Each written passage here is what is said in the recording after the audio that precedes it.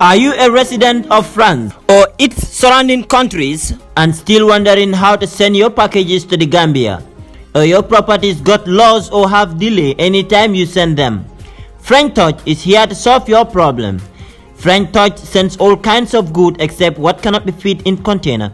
They don't only stop at sending, but they also sell goods like fridge, mattresses, good quality carpets, furniture, and many more. Inata bullo jora on la karola ufanan kenna ma bewiye simento bije adadi ma na kenna ma nyulu mandanga liwo damba fanana de ikamoto ki anin ka wafi nin dadi ma fanana nyin tuma yesandiro kenyilma ika wafi ma konopal ime batandi dunu sikala ye dokulal so do milyan ko sobe yata bake ifon le kela bakaso samba fela la bungo kono Frank Touch fela sabateri ngale kiti sila balakan gunjur birkama highway ise ka chanyo ya nino ninyin nombala alkami jeskiri sama waji nak yaa nga bëgg a yàgg ci dëkk bi sa holiday yi gudd na lool sax vacances yi yàgg na waaye dama ne naa ñibbisi ci sama réew investir wax nga dëgg sa saafara man maa ko yor jógal ñu dem topp ma ci sama waaj da ngaa bëri pexe de topp ma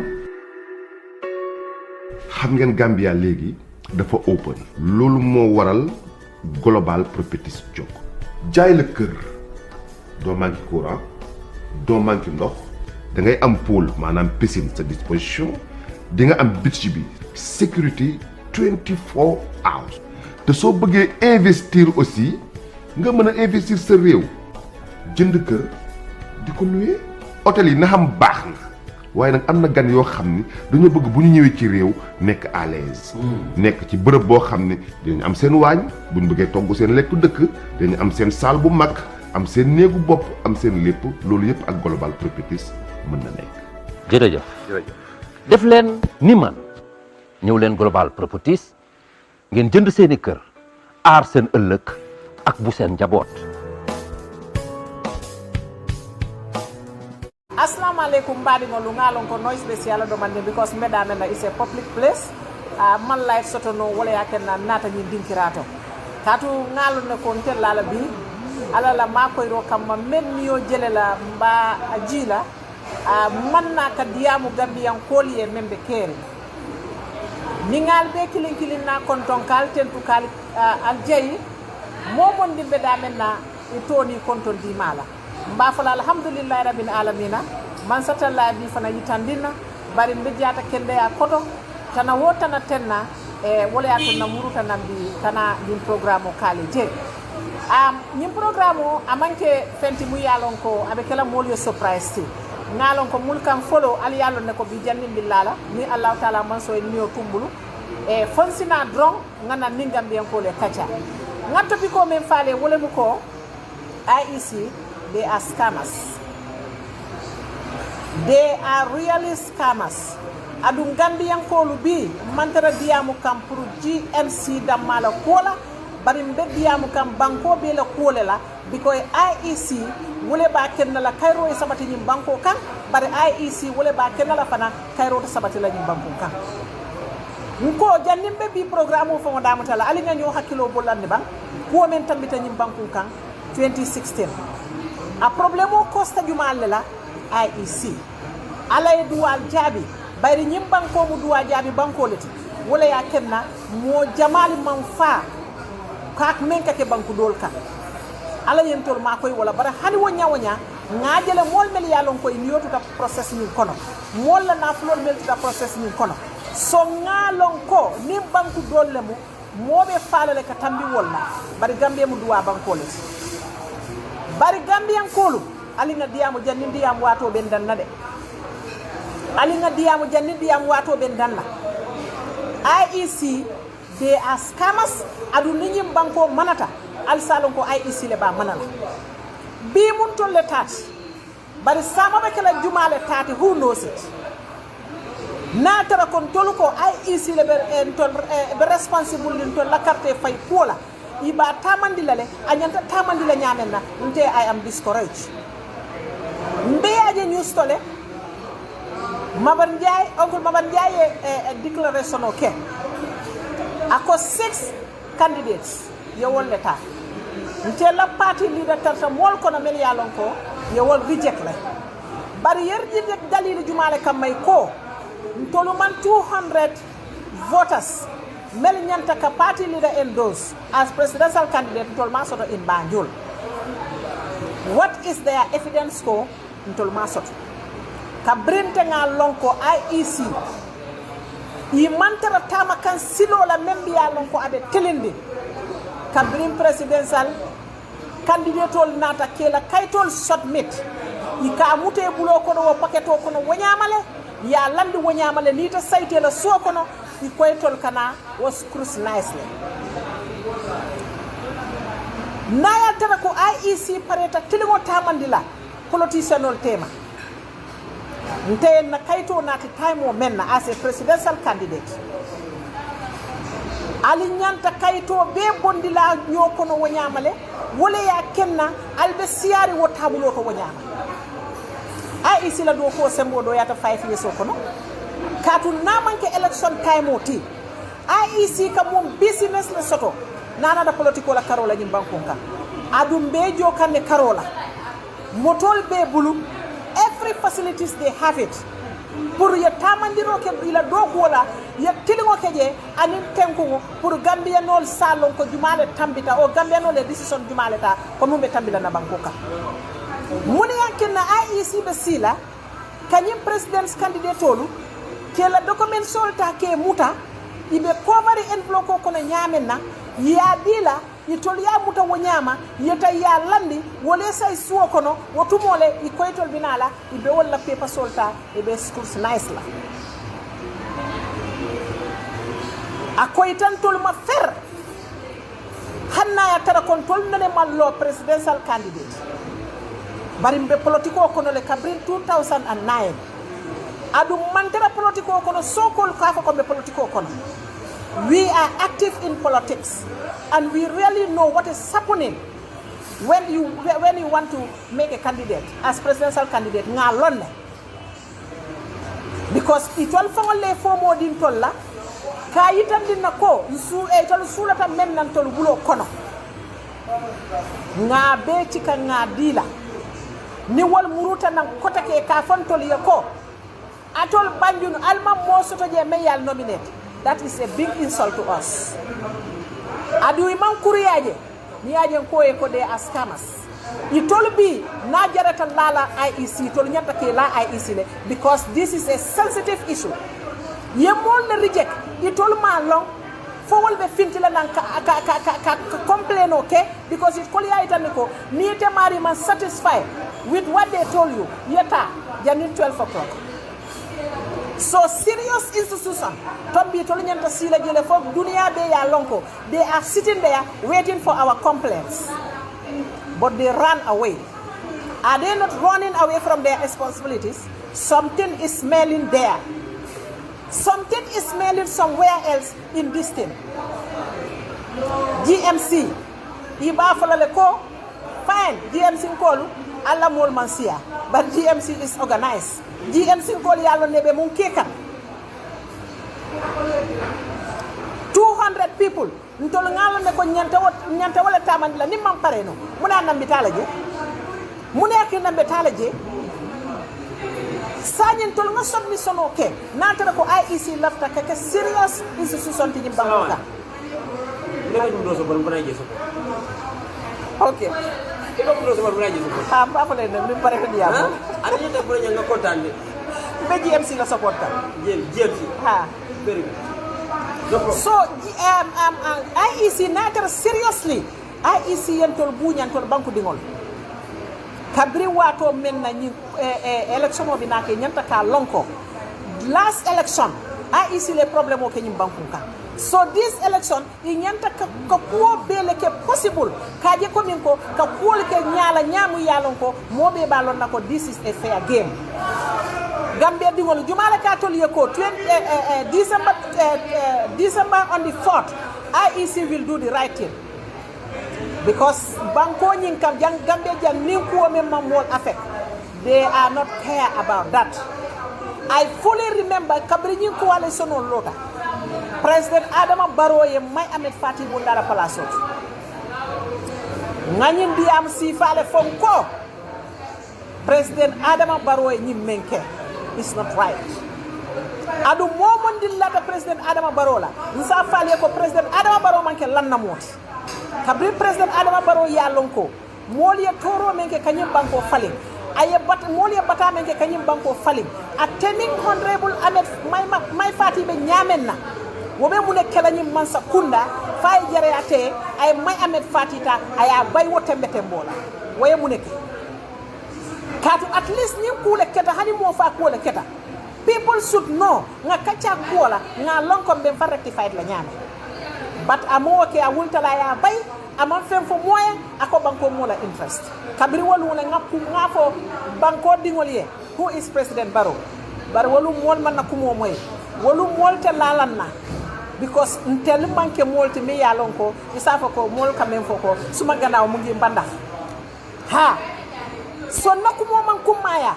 Bare alhamdulillah rabbil alamin kabrin sita fonnata mol fangol je ikafa ko yara President Adam Barrow mu jam fa molti ad wolum kabrin tol ngay tan ni mol lako President Adam Barrow mu jam fa molti i mantol danku katun tol manke kunu kumbalti bara e jam fa anata koy dunia be mal adu ni IEC fanan ndele be nyim folale bi nin Gambia dingol ma wuli IEC be ku kala December billahi wala tallahi abe mobe regret la ada batara it is past we can't do anything about it. IEC they are not serious with this work.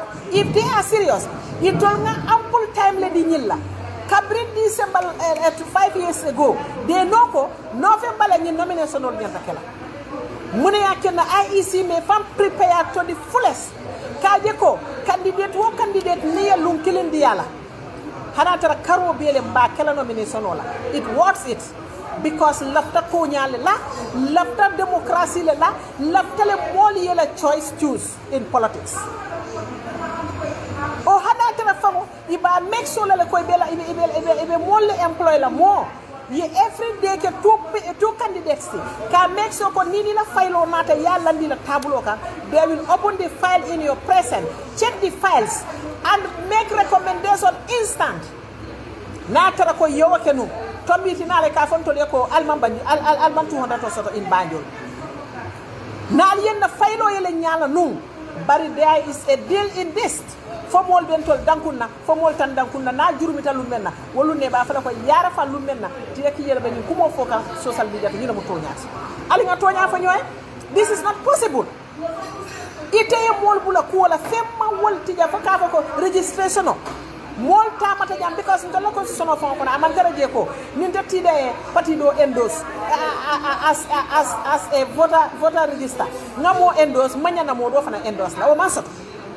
It is free for someone to endorse 2-3 candidates. So mune yake na moto wanyini moto soto no la nyimbanku kan. Adi te mo patio le ti nyimbanku. Ali yedi lo menkeje mo ma lom bari ala ya lonne. Bari mbenyi ko mba tamala le fonga dango bondi. Mba tamala le ko nga dango bondi because ndol ngana faylo le dia tolla.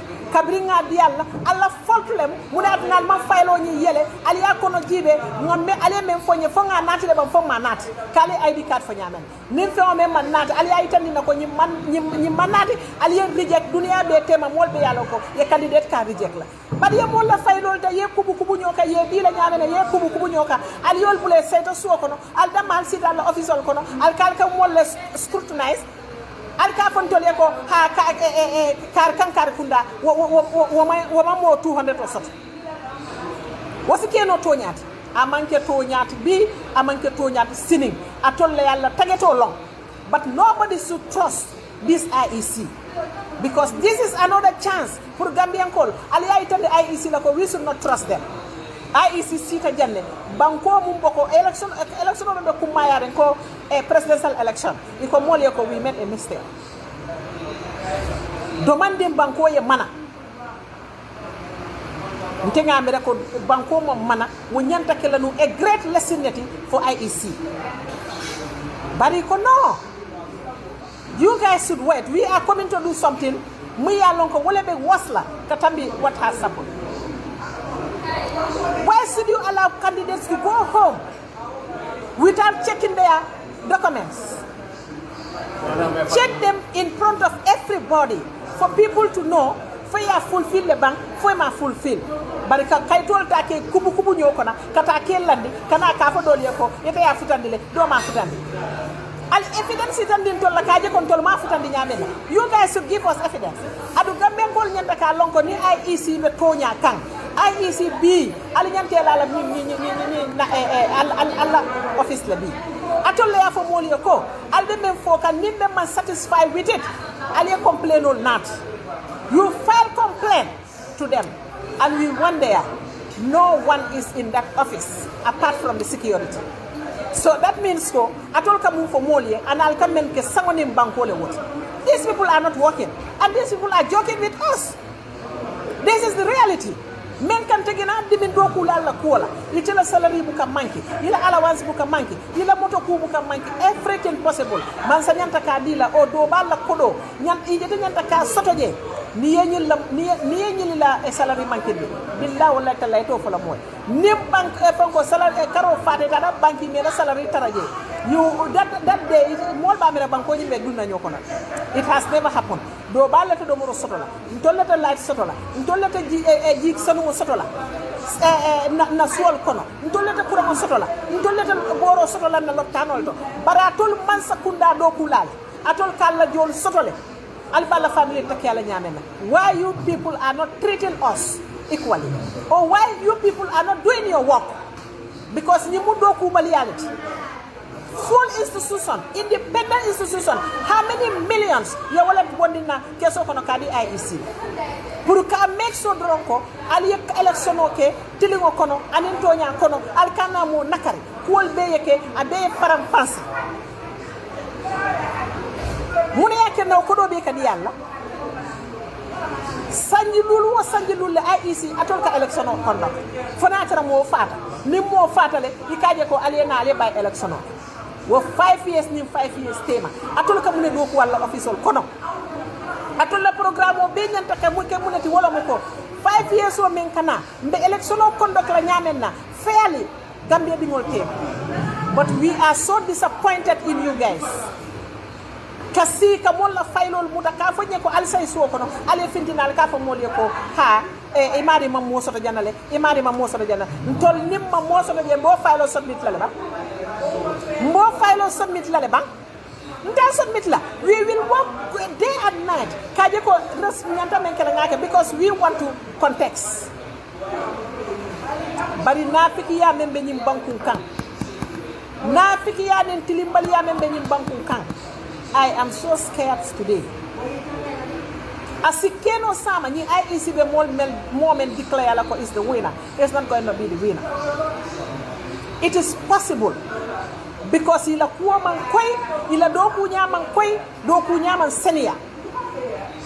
A institution like IEC atol nyanta ka election conduct adu election sifane na man soto nyim banku kan.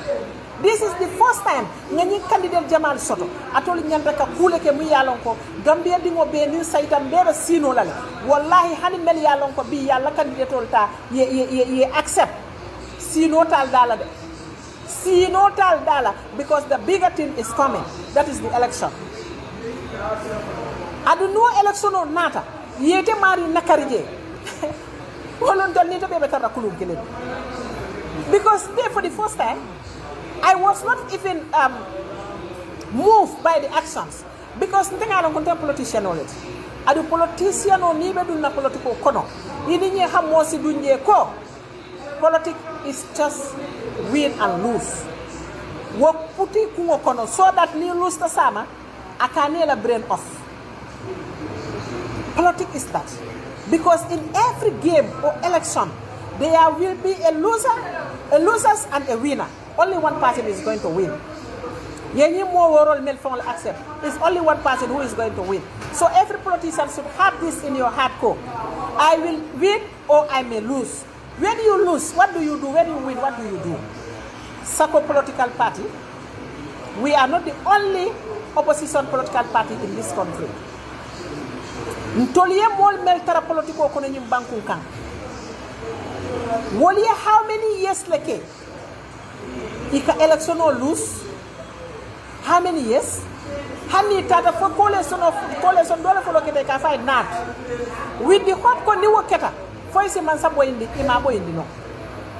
Bari wo maken no wo opposition party olu ye me tawo city ka muru nan kotake if you really mean business you will mean business. Wala yaken na follow memol tentula memol jeyla mu ya lonko they share that sadness with us. Adum Allah kuma kangol mel ka fonye. Keep strong kabrina messenger private, Facebook, na WhatsApp, na direct line. I appreciate all of you. Atole courage dinner to stand and talk. Atole courage dinner. Together we can build a better Gambia. But not those who are telling me, Sayo, alhamdulillah, come to my party. I don't like it. Because among the coming, ndeni election ole yake ndunta na party yoko. Hani? Na ya tarako, ni mola party yo, ye problem o soto, or you fail an election, you should leave your party. What be party yo dole Cairo soto, ite o Cairo soto la. Bari haramadi mo ni ko ebe menkela, iba kelele up to the last minute. This party belongs to me. This party belongs to me. Namam bete ya mbensingo londi lamfana na londin taya kono. Ani na barakandi ya kono. Mufana yenna ferol ke memba ken na party yo nyimbitala nyata. Bari ntekela mwoti mu yalo ko party yo kono. Ah yes, today they reject my party leader nte ofinditale. Ndo sa nkata jana. Ikata dame na modo leje doku. Modo le munyata je. Wala atinanka fo mole ko ntemu yam sekalet. GMC la yam sek ntemolet. Katun ko ngas strength jatolo nu. Over the years, abe lori ngala pati yo fe. Adu musole mat, mbama le mat. Aye kelo beta fo bi sita. Fo bi alhamdulillah maje mon sota mi yalon ko de titar latela. Mune yakena tete lola na pati yo fe. I will stand with this party in better or worse. I'm GMC 100%. Nothing is moving me. Niente de dawoda along ko ni GMC la deni kole bige. But nothing is discouraging me to leave this party. Mune keta men nene manke. Moka election win as a candidate. The election win, election lose. Ike kom konne ye pare ye wuli kotake. Kuoli ye party yo ku jamal leke the politician no lañu bankunka moma ken ye discourage. They are still with their parties. Who am I? Just these 5 years is because they drop or reject my party leader or my candidate. I should leave my party for what? My friend Ali Kana Ofonyoy Ninko Alinga Banko Doku. I always agree with people ko mbembulo le dum na ñom lu nga Banko Doku. Banko Doku manke mo killing tax. Gambia Dingobe, you have a part to play. Adite kana miracle mo nani mantra patiki na diamola is a useless person. No. Maybe bankola nyato tale no man na miro le patata. I came to condemn those comments and IEC is scamming menke about this. Nobody should trust IEC. I'm telling you guys today because nyim manke mandarga candidate. Sayin tol ko nga submit le. Itol ko imaje. Who is the witness? Who is at the fault? What is their evidence? What is their evidence? Because ndol we submitted. So need will fini ka fa kon ndol man submit. Mu nekata je itol they are responsible aka muntele ko drum business. Ni data bank ye ko do ci kay ya bila. Ita customer, ye man ko do compte, ni ko do tare la soko, ni ko do manketa. It's whose business? It's whose business? It is your business, you as the receiver. So this is exactly what has happened in the IEC. We submitted to them. They should take that responsibility and cross-check everything. Fire la ya ni ay toli mammenje yen tol inform janin do wuli laje. Bari yen na formal filota ya do di dabo ko itata ya landi la office. Do I know what has happened in that office? Am I responsible for that file anymore? Anything happened in that file, am I responsible? I am not responsible. You guys are responsible. And the worst part of it is Kabrin Tataje Alborita. What are Alborindi? Atu loko molio ko up to 12 o'clock at night. ni moy complain soto alnyanta nya munal nal man CJ aliyem batu kadu ni election night lem al naka CJ le al ka kontiro ke fo fano ke kondo al baka sino alla de lo wat woto bi fana mo de doleti alnyanta sila national al sanda sila alla bendino nyin to je aliye CJ aliye politician ol batu who is coming to give you complaint about his candidate. But you all of you ran to your houses. Altulo in the party leader moyle kabrata taje I boss nim fa call. Wakay ko I Mamar Ndiaye call Mamar Ndiaye kay Samu Jankol ay Samu Jankol kay Mamar Ndiaye call. So they were not expecting this. And they should accept this because your mon candidate will reject. So obviously to nyanda tata prepare rene. Everybody wala do ko nim kilingo bije nin tonya bije. You should not take certain things. Because individual, if I was in their positions today, ngam won le tangi reject. And I already tell them, if you are not satisfied with what I did, come and give your complaints to me. I will sit in that desk. For Dunia Be Yalonko, I'm sitting there and waiting for you guys to come and we discuss things and finalize everything before I go home. But they went home because they are not sure. I think this is a big deal. Gambian kola alena kumo moy biba almana kumo moy biba. This is a deal. This is a deal, and we are not responsible. Anun sama so manda ko nek metala je. Nga modol jabe try la ngaji be fomba soto nola. Continue la you want to come in.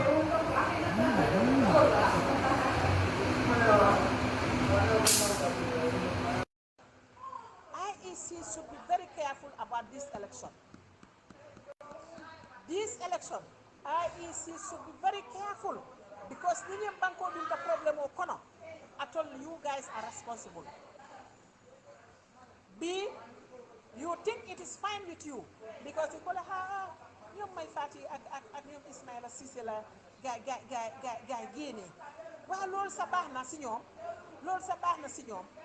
yeah, nyom sa hamna na dun win sa. Why soon win a sunyaka win? It is our responsibility as Gambians.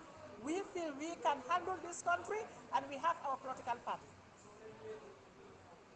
Bari ni lumena ako kurum kakumbum wolum mobe sa ko yara fa ni meta fala ko ni beten na beten kadun tinga clear example faliele ni ko le so be tinyala wato men. It started with us. I don't know why we are always unfortunate like this. I don't know. But anyway, this will not kill me. It's not going to kill me. I will stand and I will stand and I will stand for natural mute and come over. But this thunder cannot break me.